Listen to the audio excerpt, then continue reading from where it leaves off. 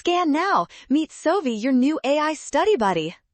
Calculus problems like this one look intimidating, but we can solve them quickly by breaking the function down into 3 simple steps. Watch this. You got this.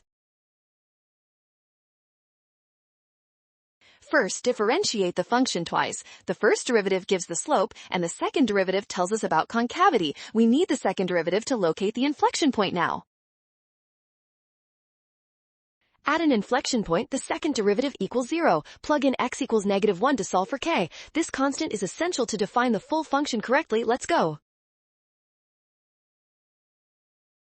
Now, set the first derivative to 0 with our new k value. Solve this equation for x to find the critical point where the function reaches its relative minimum. Boom!